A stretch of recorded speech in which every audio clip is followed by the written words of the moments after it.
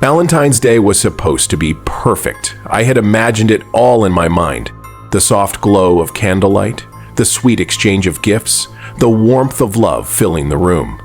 My boyfriend and I had been together for over a year, and though the relationship was still fresh, I thought we had something genuine. I trusted him. I believed in the quiet promises hidden in everyday moments. That morning, the office felt ordinary and mundane, nothing hinting at the strange day that would unfold.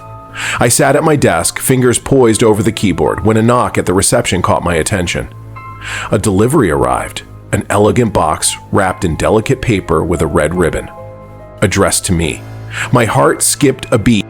Inside was a bouquet of red roses, the kind that seemed to embody every cliché of romance. The petals were flawless, deep crimson, velvety soft, each bloom perfectly shaped as if arranged by an artist. The scent was intoxicating, filling the small room with a sweetness that made me smile despite the gray morning. I ran my fingers gently over the petals, feeling the warmth of the flowers as I pulled back the paper wrapping. It was then I noticed something odd. A small, folded note tucked carefully inside, almost hidden beneath the blooms. Expecting a loving message from my boyfriend, I unfolded the paper with a lighthearted curiosity. But the note wasn't from him. The message was chilling in its simplicity, written in neat, block letters, void of warmth or signature. "You're never alone." A cold shiver rippled down my spine. I laughed nervously, shaking my head. Maybe it was a prank from a coworker who knew about the roses, someone with a twisted sense of humor. I tucked the note away in my purse and tried to brush off the creeping sense of unease that had begun to settle in my chest. As the day wore on, I found it increasingly difficult to focus.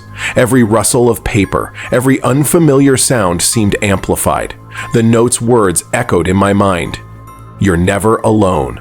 It was just a phrase, but it felt like a warning, like something lurking just beyond sight. That night, my phone buzzed. I glanced at the screen, expecting a text or a call from my boyfriend, but the caller ID was blank. I hesitated, then answered. There was only silence on the other end, heavy and suffocating. I said hello, but no reply came, just an oppressive quiet that seemed to press down through the receiver, making my heart race. The calls didn't stop. Every hour on the hour, my phone buzzed with the same blank number, the same eerie silence. Sleep abandoned me. I found myself staring at the ceiling, the faint light of the street lamp filtering through the blinds, my mind spinning with paranoia and fear. Who was doing this? What did they want? Then, the flowers came again. This time, I didn't find them at the office. They were left on my doorstep, the petals bruised and brown, the stems dirtied and broken. The once beautiful roses had become grotesque, almost sinister. The scent was cloying, a sickly sweetness mingled with decay. Among the withered blooms was another note, this one written in a scrawling, jagged script that looked like it had been penned in haste. "Looking for you." My breath caught in my throat. This was no prank. Someone was watching me, stalking me. Panic gripped me like a vice. I changed the locks on my apartment immediately, installed a new security system, and began screening every call. I blocked every number I didn't recognize, and yet the phone continued to ring. Silent calls in the dead of night, at impossible hours. The flower deliveries kept coming, each one more unsettling than the last. Some bouquets were wrapped in torn newspaper, others stained with mysterious dark smudges that looked like dried blood. Each note carried a different message. Threats, pleas, commands, always hinting at an obsession that chilled me to the bone. The nights became a waking nightmare. I would lie awake, heart pounding, listening to every creak and whisper in the dark, the sound of footsteps outside my door, the faint rustling of paper beneath my window, a shadow flickering just beyond the reach of the streetlight. My boyfriend tried to calm me, but the strain was obvious in his eyes. He was scared too, though he refused to admit it aloud. He suggested calling the police, but without any concrete evidence. No one had seen the flower deliveries, no one had heard the calls, but me. It was hard to prove I wasn't losing my mind. Then the final note came. It was slipped under my front door late one night, the paper crumpled and stained. The handwriting was different this time, bolder, more deliberate, and terrifying in its certainty. This Valentines were together forever. That was the moment I knew I had to leave. No more waiting, no more hoping. I packed my things in the dead of night, my hands trembling as I gathered every scrap of normalcy I could find. The next morning, with the first light breaking over the horizon, I left that apartment behind. I haven't gone back since. Even now, months later, the memory haunts me. Every time my phone buzzes, my heart leaps.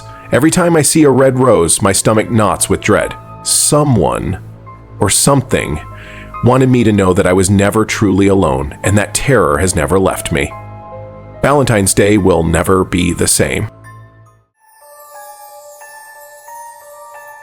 It all started innocently enough, with a swipe and a message on a chilly February evening.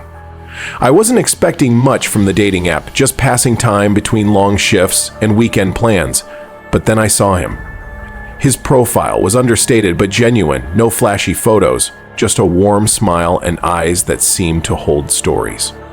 Our conversation sparked immediately. He wasn't like the usual crowd. He listened, really listened. He asked questions that made me think, shared bits of himself that felt raw and real. Over days, those messages became the highlight of my mornings and nights. A flicker of hope blossomed inside me. When he finally asked me out for Valentine's Day, I was hesitant but hopeful. The thought of spending the evening together, maybe finding a connection beyond screens, made my heart race. We agreed on a small restaurant downtown, a cozy, tucked-away place known for its candlelit tables and soft jazz playing in the background. Perfect for a first date, or so I thought. The day arrived and I found myself nervously adjusting my jacket in front of the mirror, rehearsing greetings and trying to calm my trembling hands. The city was alive with the buzz of other hopeful couples, lovers clutching bouquets, laughter spilling from bars and cafes. I arrived 15 minutes early, eager but nervous. The restaurant was located on a quiet street, its windows frosted with condensation and soft yellow light spilling out onto the sidewalk. Pushing open the door, I expected warmth, the murmur of diners, the clink of glasses. But the room was silent. An empty dining room stretched before me. No music, no servers, no tables set. Just a handful of dusty chairs and tables, some overturned, others coated in a layer of grime and dust, as if the place had been abandoned for years. "Hello?" I called softly, my voice barely carrying across the empty space. Only silence greeted me. My heart hammered as I scanned the room, stepping cautiously inside. The air was cold, unnervingly still. I noticed old cobwebs hanging like forgotten curtains in the corners, a faint musty smell that prickled at my senses. I reached for my phone, hoping to call or text, but the screen remained dark. The battery was dead, despite having charged it fully that morning. Panic flickered in my chest. I searched my bag for a charger but found none. Suddenly, the temperature seemed to drop sharply. My breath fogged in front of me, and an eerie chill crept down my spine. I was not alone. Footsteps echoed faintly behind me. Slow, deliberate, heavy on the creaking wooden floor. I whipped around, expecting to see someone, but the room was empty, shrouded in shadows that seemed to pulse and shift. My pulse quickened. The footsteps drew nearer, but no shape emerged. A cold, clammy hand gripped my wrist with unnatural force. The skin felt icy, slick as if underwater, and the pressure squeezed tightly. I yanked free, gasping, stumbling back. My breath came in short, panicked bursts as my eyes darted frantically. I fled toward the door, my footsteps echoing as I burst into the night air. But the city was wrong. The street was deserted. No cars hummed by, no footsteps echoed, no voices called out. The world seemed paused, frozen in a grim tableau. Streetlights flickered erratically overhead, casting long, grotesque shadows that writhed on cracked pavement. My breath came out in sharp bursts. I clutched my dead phone tightly, heart thundering in my ears. Suddenly, it vibrated in my hand. The screen illuminated with a new message, from a number I didn't recognize. "You're not alone. I'm right behind you." A scream rose in my throat, caught like a stone. I spun wildly, eyes straining through the darkness, but only emptiness stared back. I ran blindly down the empty streets, adrenaline and terror fueling my frantic escape. The city remained a ghost town. Finally, as dawn began to seep into the sky, the first sounds of morning life crept in. The distant roar of engines, a dog barking, footsteps from a solitary jogger. I reached my apartment, hands shaking violently as I locked the door behind me. Sleep eluded me that night. Every creak and whisper of the wind set my nerves alight. Days later, I tried to call the number. It was disconnected. The online profile vanished without a trace. The whole ordeal felt like a nightmare. But the memory haunted me. Sometimes, when the night is still and shadows grow long, I swear I hear those footsteps again. Soft, patient, always just out of sight. And sometimes, my phone lights up with messages I never asked for. It started years ago, on a Valentine's Day colder than most. I still remember the crisp air, the pale winter sunlight struggling through clouds, and the faint scent of wood smoke drifting from the chimneys of the neighborhood houses. I was sitting alone at a small cafe nursing a cup of black coffee that had long since gone lukewarm, scrolling emptily on my phone. The day felt empty, hollow, like any other day, but somehow weighted with a sadness I could. Then she walked in, my best friend.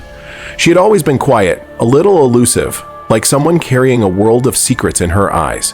That day, though, she smiled. A slow, sad smile that made the corners of her mouth tremble just slightly. She slid into the seat across from me without a word and placed something small on the table. A bracelet.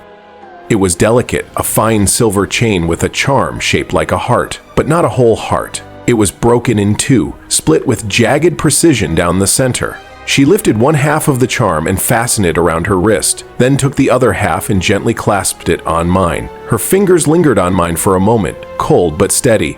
"We promised, remember?" she said softly. "No matter where life takes us, no matter what happens, we'll always be connected.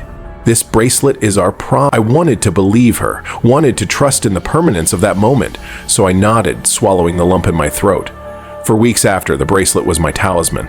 I felt it pulse faintly against my skin, a subtle warmth that ebbed and flowed like a heartbeat only I could feel. When I looked down at it, I felt connected, not just to her, but to something deeper, something inexplicable. Our friendship deepened in those days, filled with long talks and shared silences. We talked about everything, the future, our fears, the small hopes we kept hidden even from ourselves. I felt closer to her than I ever had before, like the bracelet was a tether pulling us together across the distance between us. But then, little by little, the first cracks appeared. It began with small things. Phone calls she missed, messages left unread, promises to meet that she never kept. When I asked her about it, she always smiled and said she was just busy or tired, but the light in her eyes dimmed, replaced by shadows I couldn't reach. One night, I found myself standing outside her apartment, hand hovering over the doorbell, frozen with fear and hope tangled tight inside me. I never rang the bell. Weeks later, she vanished. No note, no calls, no messages, just gone. The bracelet remained on my wrist, but the warmth had faded, replaced by a strange chill. At first, I tried to convince myself she was just away on a trip, that she'd be back soon. But days turned into weeks, and the silence stretched on, thick and suffocating. I filed a missing person report, talked to police, reached out to anyone who might have seen her, but it was like she had been erased from the world. No friends, no family, no co-workers had heard from her or seen her. The investigation stalled, cold trails, dead ends. I was left alone with the bracelet, a broken heart split between us, now only half on my wrist. But then the strange things began. At night, I'd hear soft tapping at my bedroom window. Always at night, when the house was dark and silent, the tapping would start. Light, hesitant, like someone trying not to wake me. Sometimes it was accompanied by whispers. I could never make out the words, but they sounded like my name, drawn out and aching. I told myself it was the wind or branches brushing against the glass, but deep down, I knew it wasn't. The bracelet grew colder too. I could feel its icy bite through the thin fabric of my sleeve, even on the hottest summer nights. It was like a shard of winter pressed to my skin, chilling me to the bone. I began to dread the night. Unable to sleep, every shadow seemed to twist into her face. Every creak of the house echoed with her silent footsteps. One night, I woke gasping, drenched in sweat. The clock read 3:13 a.m. The air was still, thick, with an unshakable tension. I reached to brush my hair back and felt it immediately. The bracelet was broken. The chain snapped cleanly, the charm split in two once again, but this time only one half remained on my wrist. The other half was gone. I scrambled out of bed, heart hammering, eyes wide as I scanned the room, and then, from the window, I saw her.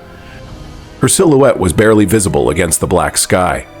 Pale, motionless, eyes fixed on me with an expression I can only describe as a mixture of sadness and pleading. Her hair hung tangled around her face and her lips parted slightly as if to speak, but no sound came. I blinked and she was gone. After that night, the tapping grew louder, more urgent. The whispers became voices. Sometimes, when the moon was full and the air was thick with fog, I swear I see her standing outside my window, waiting. My nights became a torturous cycle of fear and exhaustion. I stopped answering my phone. I stopped seeing friends. The coldness of the bracelet seeped into my soul, chilling me even in the warmth of the day. I researched everything: spirits, curses, broken promises, lost souls trapped between worlds. Nothing explained the icy weight around my wrist or the presence that haunted me. I started dreaming of her too, dreams that felt more like memories. In them we were together, laughing beneath a sky full of stars. But the dreams always ended the same way, with her slipping away into darkness, a silent scream frozen on her lips. I don't know what happened to her or what the bracelet truly is. Maybe it's a curse. Maybe it's a tether between our worlds, a broken promise that won't heal until the other half returns. But I carry it still, broken and cold, a constant reminder of love lost and a friend vanished. Sometimes, in the darkest hours of the night, I can feel her presence so close it takes my breath away. And sometimes, when the wind whispers just right, I swear she's calling me home. Until that day comes, I am trapped, haunted by a broken heart and a bracelet that refuses to let go. If the twisted romance of the red rose delivery, the spectral dread of the date that never was, and the cursed bond of the broken heart bracelet left your pulse racing and your shadows feeling a little less alone, welcome to the dark side of Valentines, where love's promises rot into obsessions, phantom suitors linger in empty rooms, and even the sweetest gestures bleed into nightmares. Before you retreat to the safety of solitude, crush that like button if these tales slithered under your skin, share this video with anyone brave enough to trust a stranger's smile, and subscribe to unravel the horrors that fester when love turns lethal. Every click is a heartbeat in the silence, a vow that the next chilling chapter is already writing itself in blood red ink. Now the shadows ask, have you felt it too? The prickle of eyes on your back as you walk home alone, the hollow ring of a call from a number that doesn't exist.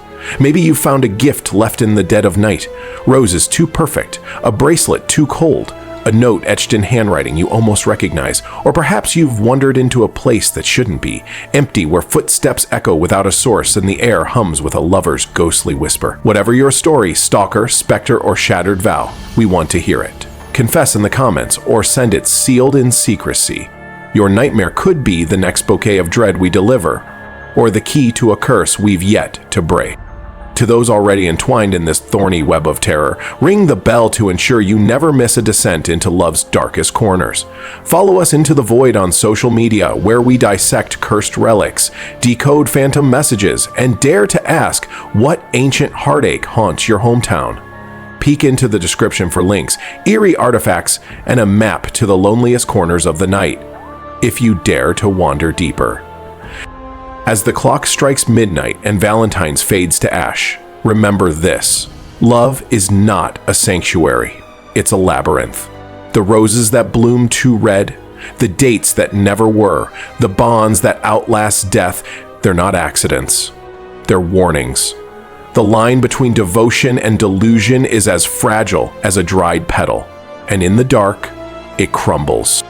So lock your doors, screen your calls, and if a stranger's smile feels too perfect, run. The shadows are always watching, always waiting, always hungry for another heart to claim. Until next time, lovers and loners, may your chocolates stay unpoisoned, your roses stay thornless, and your promises stay unbroken. But if they don't, we'll be here, lingering in the static of your unanswered texts, ready to listen. The heart remembers, the silence lies. Sleep with the lights burning.